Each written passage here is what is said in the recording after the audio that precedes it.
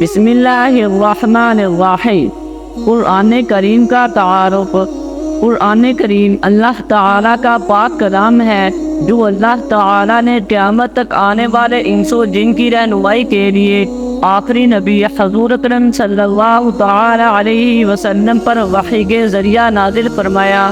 قرآن کریم اللہ تعالیٰ کی صفت ہے، مخلوق نہیں۔ قرآن کریم لوح محفوظ میں ہمیشہ سے ہے۔ اللہ تعالیٰ کے جو فیصلے ملائی الاعلیٰ یعنی آسمانوں کے اوپر تحریر ہے، وہ کسی بھی تبدیلی سے محفوظ ہونے کے ساتھ شیاطین کے شر سے بھی محفوظ ہے، اس لیے اس کو لوح محفوظ کہا جاتا ہے۔ اس کی شکل و صورت و حجم کیا ہے ہم نہیں جانتے، مگر قرآن و حدیث کی روشنی میں ہم اس پر ایمان لائے ہیں۔ قرآن قراء کا مصدر ہے جس کے معنی ہے پڑھی جانے والی کتاب۔ واقعی دنیا میں سب سے زیادہ پڑھی جانے والی کتاب قرآن کریم ہے، جس کی بغیر سمجھے بھی لاکھوں لوگ ہر وقت تلاوت کرتے ہیں۔ اللہ تعالیٰ نے متعدد جگہوں پر اپنے کلام کے لیے قرآن کا لفظ استعمال کیا ہے، انہ لقرآن کریم۔ اسی طرح فرمایا بل ہوا قرآن مجید۔ قرآن کریم عربی زبان میں نازل کیا گیا ہے، جیسا کہ اللہ تعالیٰ ارشاد فرماتا ہے، ہم نے اس کو ایسا قرآن بنا کر اتارا ہے جو عربی زبان میں ہے تاکہ تم سمجھ سکو۔ اللہ تعالیٰ نے قرآن کریم کو قیامت تک آنے والے انسانوں کی ہدایت کے لیے نازل فرمایا ہے، مگر اللہ تعالیٰ سے ڈرنے والے ہی اس کتاب سے فائدہ اٹھاتے ہیں۔ نزول قرآن۔ حضور اکرم صلی اللہ تعالیٰ علیہ وسلم پر مختلف طریقوں سے وحی نازل ہوتی تھی۔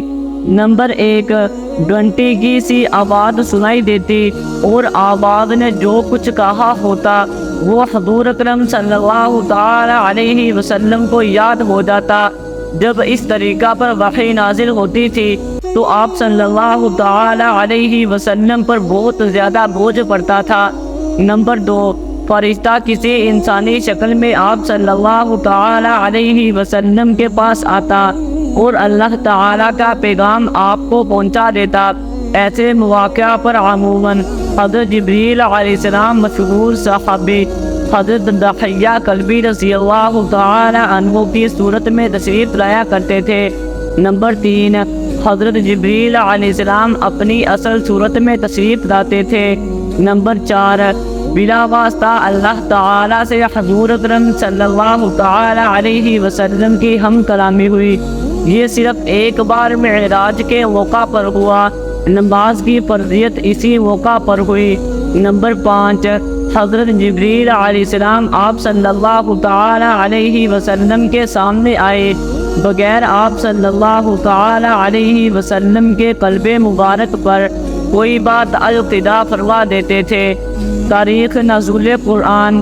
ماہ رمضان کی ایک بابرکت رات لیلۃ القدر میں اللہ تعالیٰ نے لوح محفوظ سے آسمان دنیا پر قرآن کریم نازل فرمایا اور اس کے بعد حسب ضرورت تھوڑا تھوڑا حضور اکرم صلی اللہ تعالیٰ علیہ وسلم پر نازل ہوتا رہا اور تقریباً 23 سال کے عرصہ میں قرآن کریم مکمل نازل ہوا۔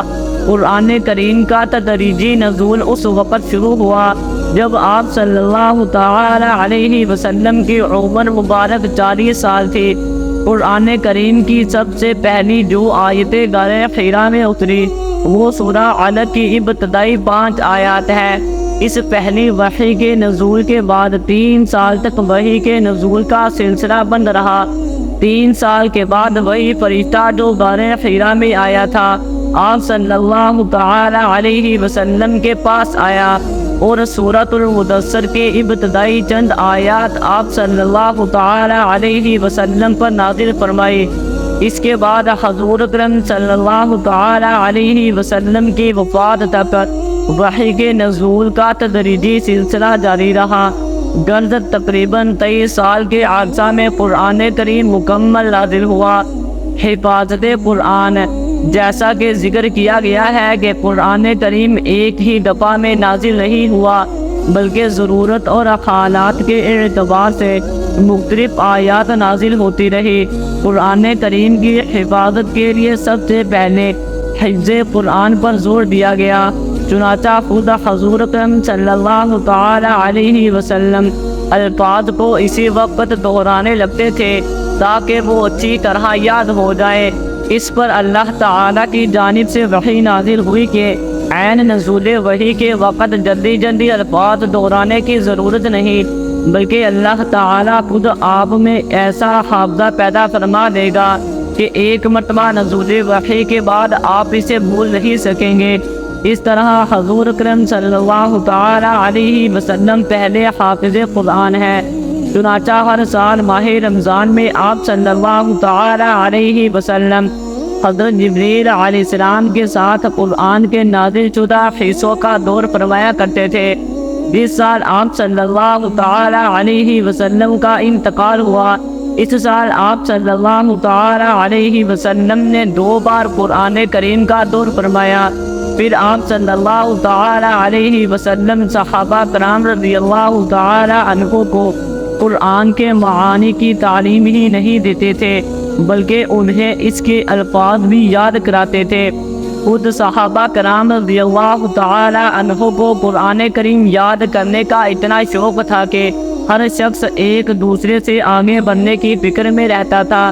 چنانچہ ہمیشہ صحابہ کرام رضی اللہ تعالی عنہ میں ایک اچھی خاصی جماعت ایسی رہتی جو نازل شدہ قرآن کی آیات کو یاد کر لیتی اور راتوں کو نماز میں دہراتے تھے۔ غرض یکا قرآن کی حفاظت کے لیے سب سے پہلے حفظ قرآن پر زور دیا گیا، اور اس وقت کے لحاظ سے یہی طریقہ زیادہ محفوظ اور قابل اعتماد تھا۔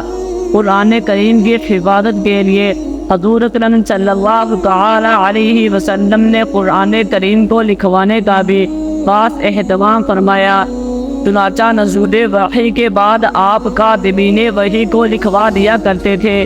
حضور اکرم صلی اللہ تعالی علیہ وسلم کا معمول یہ تھا کہ جب قرآن کریم کا کوئی حصہ نازل ہوتا تو آپ کاتب وحی کو یہ ہدایت بھی فرمایا کرتے تھے کہ اسے فلاں صورت میں فلاں آیات کے بعد لکھا جائے۔ اس زمانہ میں کاغذ دستیاب نہیں تھا، اس لیے یہ قرآنی آیات زیادہ تر پتھر کی سنوں، چمڑے کی پارچوں، کھجور کی شاخوں، بانس کے ٹکڑوں، درخت کے پتوں اور جانور کی ہڈیوں پر لکھی جاتی تھی۔ کاتبین وحی میں حضرت زید بن ثابت رضی اللہ تعالی عنہ، خلفائے راشدین رضی اللہ تعالی عنہ، حضرت ابی بن کعب رضی اللہ تعالی عنہ، حضرت زبیر بن عوام رضی اللہ تعالی عنہ اور حضرت معاویہ رضی اللہ تعالی عنہ کے نام خاص طور پر ذکر کیے جاتے ہیں۔ حضور اکرم صلی اللہ تعالی علیہ وسلم کے زمانے میں جتنے قرآن کریم کے نسخے لکھے گئے تھے وہ عموماً متفرق اشیاء پر لکھے ہوئے تھے۔ فضائل قرآن۔ حضور اکرم صلی اللہ تعالی علیہ وسلم نے ارشاد فرمایا، قرآن کا ماہر جس کو خوب یاد ہو، خوب پڑھتا ہو، اس کا حشر فرشتوں کے ساتھ قیامت کے دن ہوگا۔ حضور اکرم صلی اللہ تعالی علیہ وسلم نے ارشاد فرمایا، قیامت کے دن صاحب قرآن سے کہا جائے گا کہ قرآن پڑھتا جا اور جنت کے درجوں پر چلتا جا اور ٹھہر کر پڑھ، جیسا کہ تو دنیا میں ٹھہر کر پڑھا کرتا تھا۔ بس تیرا مرتبہ وہی ہے جو آخری آیت پر پہنچے۔ رسول اللہ صلی اللہ تعالی علیہ وسلم نے ارشاد فرمایا، جو شخص قرآن پڑھے اور اس پر عمل کرے اس کے والدین کو قیامت کے دن ایک تاج پہنایا جائے گا جس کی روشنی سورج کی روشنی سے بھی زیادہ ہوگی۔ اگر وہ آفتاب تمہارے گھروں میں ہو تو کیا گمان ہے تمہارا اس شخص کے بارے میں جو خود اس پر عمل پیرا ہو۔ قرآن کریم میں صرف عمومی طور پر اصول ذکر کیے گئے ہیں، لہذا عقائد و احکام کی تفصیل احادیث نبویہ میں ملتی ہے، یعنی قرآن کے مضامین کو ہم احادیث نبویہ صلی اللہ تعالی علیہ وسلم کے بغیر نہیں سمجھ سکتے۔ امید ہے کہ آپ کو ویڈیو اچھی لگی ہوگی۔ ویڈیو اچھی لگی ہے تو ویڈیو کو لائک ضرور کر دیں اور چینل کو بھی سبسکرائب کر دیں تاکہ اس طرح کے انفارمیٹیو ویڈیوز آپ کے پاس بر وقت پہنچتی رہیں۔ شکریہ۔